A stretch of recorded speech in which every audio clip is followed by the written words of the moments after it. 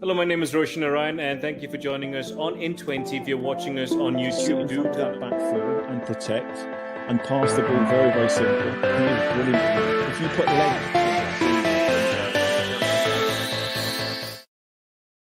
Twitter, Facebook, and Instagram is all there if you want to catch all the talking points. Or Danny in his car. It's a different angle today. He's out and about being a good father, as any father should be doing on Mother's Day. A happy, Mother's Day to everybody celebrating. Danny, Jose Mourinho, serial winner or serial home wrecker? And I say that with a lot of respect because he is the winner. He's still the special one in my opinion. But everywhere he goes and he leaves, something or the other happens. It completely implodes. Let's be honest. What managers? There aren't many managers that leave and it doesn't implode, are there? Sir Alex Ferguson left Manchester United, imploded. Arsene Wenger left Arsenal, it's imploded. It hasn't gone well. When you've been successful, you generally leave because it's not working anymore. That's just a fact of life and how it is. I still like Jose. I think he's very, very good, but he does things in a certain way. You have to give him the tools for the job. You have to give him money to spend, to build a team. He brings in ready-made players. He's not going to bring through the academy players. He's not going to coach them and make and develop them and turn them into a team over 3 or 4 years like Pochettino did at Tottenham. You bring him in to win things quickly. And to do that, you've got to give him money and you've got to give him the ability to go and buy the players that he wants to buy. Okay, you give him the money. Tottenham gave him the money. Whatever happened at Tottenham, it's such a. But they didn't give him the money because he wanted defenders. We saw yesterday, Dyer, not good enough to win a Premier League. Nowhere near it. Toby Alderweireld, not good enough if you're going to change. Aurier, all over the shop. That's 3 of your defenders. Reguilón's a decent player, but that's your left back. You've got 3 other players that are not good enough to challenge for the top 4, not good enough to challenge for the Premier League. There's already talk of Højbjerg wants to go to, might go to Roma with him. If Jose's that bad an apple, why do these players want to follow him? Why do they want to go and play for him again? That's the way I always look at it. That's a fair point. But if you look at Tottenham, okay, fine, fair enough. That is a good point. He didn't get the defender he wanted when he was at Manchester United. So then you look at the likes of Levy and, the artist formerly known as the big boss of Manchester United, Ed Woodward. If you bring in a manager such as Jose, why don't you give him what he needs? Because that's like telling me I'm going to get a pilot, but I won't get you a plane. But because it's the arrogance of football clubs at times. It's like, we'll bring in a great manager, but let's not give him everything that we need. We'll try and do it on the cheap. We'll try and get away with it. It's like getting married. You get married and then try and change somebody. It's not going to work. When you're getting Jose Mourinho, you know what you're getting. You know what's going to happen. And if you don't give him those, he's going to call out 1 or 2 players. He's done it every single football club. So why are you surprised when he does it again? If you don't give him the players that he needs, he's not going to build you that team. So okay. Let's talk about that team. Tottenham completely outshined by Leeds. I mean, there were opportunities, and I'll say that with a lot of respect. But when you get outclassed by the like of Leeds, and who are quite decent on their day, there are some telling problems there. I mean, you saw what Son did with his finish, fantastic. I mean, Dele Alli with his new hairstyle. But there's something fundamentally wrong then at the club. If Josie went there, made them look good, but overall, it was a horrible house in order. But there hasn't been a huge bounce effect, has there, since Ryan Mason's gone in? It's not like suddenly the team... It's not like a month plus, Danny. It's been like, 3 weeks? Yeah, but normally, as soon as a new manager... Look at what happened at Manchester United. That was clearly a little bit toxic and things had gone quite badly wrong.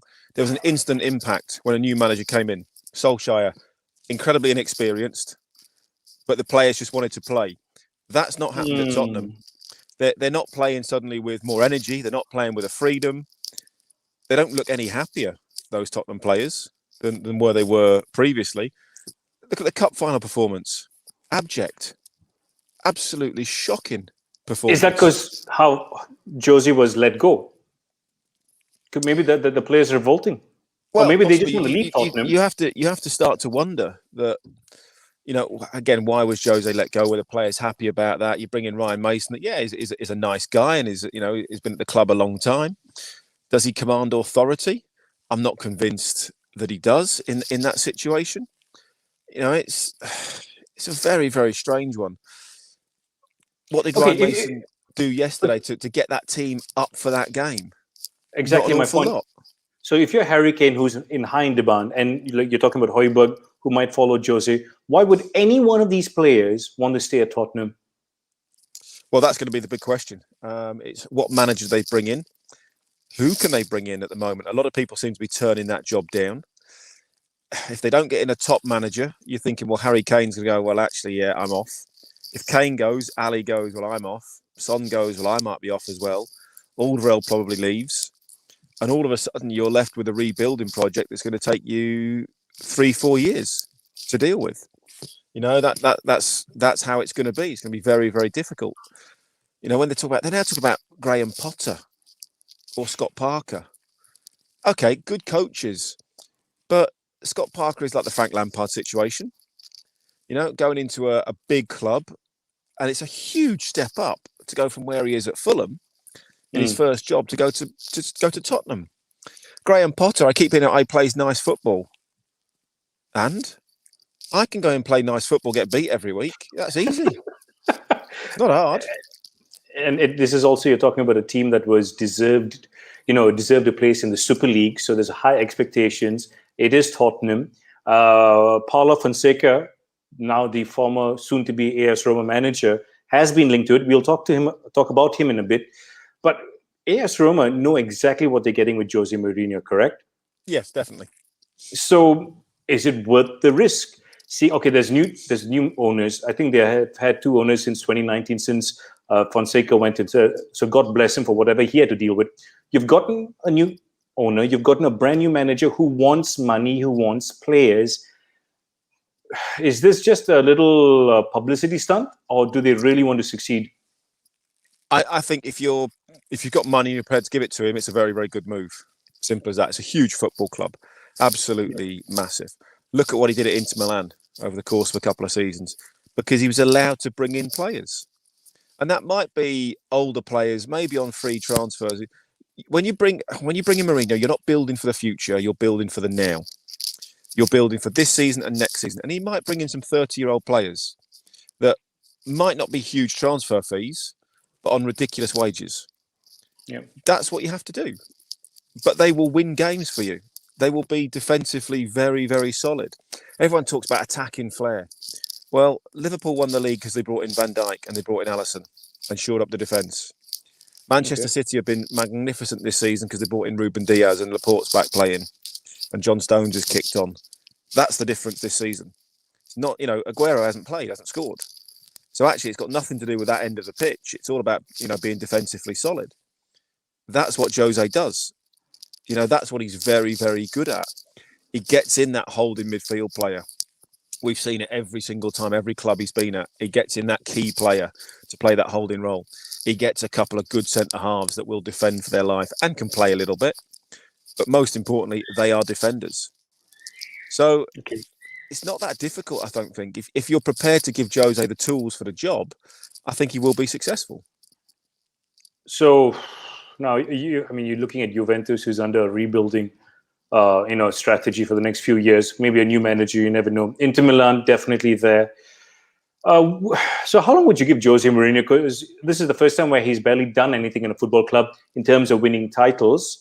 Yeah, the Serie A, I wouldn't say it's a lot more easier, not less competitive, but what is the realistic goal for Jose for the next? I think in the past, he's always gone to like a top 4 club, hasn't he? Yeah. So they've always been there or thereabouts. Tottenham were way off top 4 when he took over. The whole of that season, they were on a bit of a downward trajectory, even before they got rid of Pochettino and he came in. That season wasn't good at all. It didn't start well under Pochettino. Something was clearly wrong. It didn't work after the Champions League final. So he was starting from a lower position in Tottenham. So I think realistically, 2 years, you go, right, next year, can he put a team together to get them into the Champions League spots? No reason why he can't do that. The season after, can he really challenge for something? It's normally Jose's second season where he achieves something. Yeah, fair enough. I love you, Danny. Could you move your mic a bit to your right because it's been rubbing your jacket and it's like Sorry. love. I'll take my jacket off for you, Roshan. There you go. Well, welcome to In 20. This is a different kind of show, ladies and gentlemen. But let's talk about Paulo Fonseca. I mean, he's been linked with the jobs at Celtic, with Tottenham. People do speak highly of him in terms of his tactical awareness. Would you see him going to a Tottenham? Because there was talks about literally like a swap deal. Or would he rather be a manager that goes to the likes of Celtic, do something there? Because it is a league that allows you to mature as a manager and then move over to England. I think it's a difficult one because both clubs are financially constricted. I think Celtic, you got to go. No money. Well, Daniel Levy doesn't spend it, does he? look at their transfer market. Interactions zero. There's not many. And if you're going to lose Kane, if you're going to lose Son, if you're going to lose Dele Alli, Alderweireld, that's 250 million you're going to have to spend to bring players in on. Just to be as good as you are this season. So that's not really going to happen. Celtic is a difficult one because you're now up against Rangers. They've obviously potentially going to get Champions League money as well. Steven Gerrard is on a bit of a roll. That's going to make it difficult. Celtic is a little bit of a step down from Roma, possibly, but he might have to do that. Is he a big enough name for the Tottenham job? Not convinced that he is. But then Tottenham, where do they go? Because like we said, people are turning the job down. People don't want the Spurs job because they've seen that Jose went in, they didn't give him any money. Pochettino, they didn't give him any money. So all of a sudden, you start to look at a lower end of the market. Okay, we go back to One Day Ramos, Harry Redknapp, and what they did with Tottenham, correct? There was success there to a certain degree. So if you are trying to portray yourself as a big club, surely you must spend something. Or is there, why would, like you mentioned, why would anyone want to go to Tottenham right now, apart from it being in London and having a good life? And that's the whole point of it. They don't pay as great a wages as Chelsea. Probably Arsenal can match them for wages at the moment. The attraction of Tottenham, people say, "Oh, yeah, it's a great stadium to play in." Players don't care. They're all good stadiums. But the players aren't spending their time in hospitality suites, at the London Stadium, are they? They just want a decent place to play football week in, week out, a good crowd, and a chance of winning something, chance to be competitive. I'm not convinced that is Tottenham at the moment. So until they get a manager in, they then can't start thinking about players. And recruitment and who they bring in off the back of that. So, they've got to sort the manager out very, very quickly because then you've got the Euros. That starts to confuse things with players and everything else. So, it's going to be an interesting summer at Spurs. It's going to be an interesting week for Manchester United. Just looking at the games they have scheduled. They just went past Roma. They're in the finals. But do you think this is just a little lesson from the Premier League going to Manchester United, Ed Woodward and the Glazers and going like, hey, listen, if you want to bully us, we can bully you back. Here's another game. It's not that, Roshan. It was Manchester United's fault the game was called off. Their security was inept. They knew that there was going to be protests. It was all over Twitter in this country that there was going to be protests. It was all over Twitter what gate the fans had to arrive at to cause this protest. You can't tell me Manchester United weren't aware of that. So they allowed it to happen. They allowed people into their ground where it was all supposed to be locked up. The moment someone started kicking the door in, why weren't the police called in? That would be, so they allowed this security issue to happen. So therefore they're being punished for it. And then for Solskjaer, it's impossible. You can't have this many games. Well, Liverpool had to do it, last season. Play the kids. You're in the top 4. Yeah. Play your kids. It's not a massive issue. What else? You've only got the Europa League final to really worry about right now. So stop moaning about all the games you've got to play and just play one of your kids. Play the kids for one game. You've got a squad of 25 players, 30 with academy kids. It's not really an issue, is it? I mean, I don't know. I've never played. I mean, when I was in college, I remember having 3 games in a span of 2 days because it was raining and it wasn't a football field. It was like a swimming pool. So we're looking at uh, 4 games in 8 days. Yeah, around the yes, correct. Inclusive of the Europa League game we just finished on Thursday. Normally, I've played Wednesday, Saturday, Tuesday, Friday. It's not dissimilar. 2 days extra. Yeah. So what? Get on with it. It's what it is. You know, you just have to deal with it. Manchester United had all their issues sorted out and hadn't have, Manchester United are being punished effectively because of what they did or what they didn't do in terms of their security. So stop bleating about it and just get on with it. Okay, let's get on with it. Let's talk about Arsenal. And this is not my words. A friend of mine who's a massive Arsenal fan, we were just chit-chatting and he said, bro, I don't want to talk about my club. It is an absolute joke. I think he just said this out of anger. But apart from Mikel Arteta, is there anything positive at that club? Is Arteta that positive? No, I'm just saying. I mean, he is a step in the right direction because Pep is he though? Praised him. Jose has praised him. But it's his first job in management. It's a huge job to take over. It's your first job to take over Arsenal Football Club. You're taking over from manager. Okay, people moaned about Unai Emery, but look at his experience. Look at what he's done. Look at his CV. This was his. He might be a good coach at Manchester City under Pep Guardiola. Under Pep Guardiola, I reiterate that. Pep was the manager. Pep was the main coach. Correct. And suddenly you get the Arsenal job. Have performances been better? Not really. Has recruitment been better? Not really. Have results been better? No, they haven't. No, but have players gotten better under him? For me, I would like to single out Thomas Partey. There was a lot said about him when he first moved to Arsenal. And then all of a sudden, he's been criticized as not evolving or not improving or not making that squad better. Okay, is Partey... Has Arteta improved Partey? No. Has he improved Aubameyang? Or has he got worse? He's got worse. Has he improved Lacazette? No. That is the biggest problem. Has he improved Pepe? No. Nope. Has he improved David Luiz? No. Bro. Well, no. But these are good players. Yeah. These are experienced players. Has he made those players better? No, he hasn't.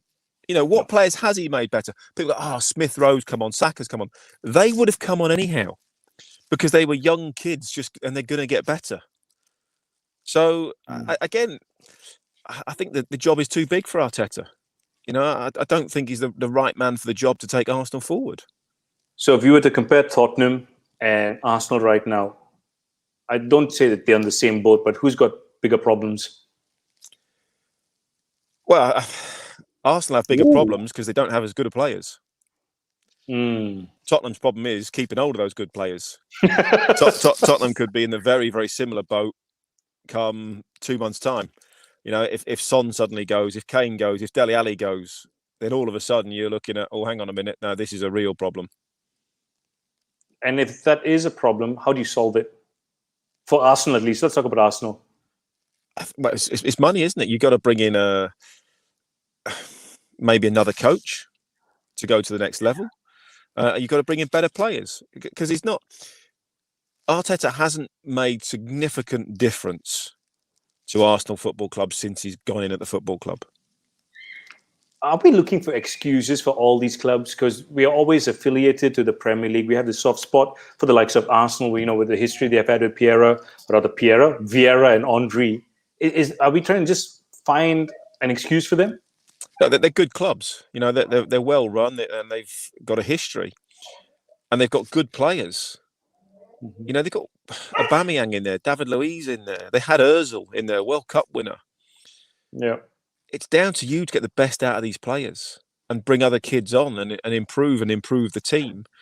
That's your job as a coach. That's what it is in this day and age. It's not just about buying players all the time. If you're brought into a football club with the remit of making the team better through coaching, because you're a great coach, supposedly, then that's how you're going to be marked. If you don't do that, then sooner or later you're going to be out of a job. Out of a job, it is Danny Mills. Thank you for slamming that little nail into Arteta's coffin. I'm not sure if you could hear, but my dog's a bit upset every time I talk about Arsenal. I think he needs to get out. We're under lockdown again, Danny. I think he's a Tottenham fan. Yes, we're under lockdown here in Malaysia, so hopefully we'll get out soon, and I can take him out for a proper walk. Danny, it's been an absolute pleasure. Thank you for being in your car, sitting still as always, and being safe. Remember, all the talking points, including my dog barking and yelping, can be found on a Twitter, Instagram, and Facebook page. Till the next time, take care.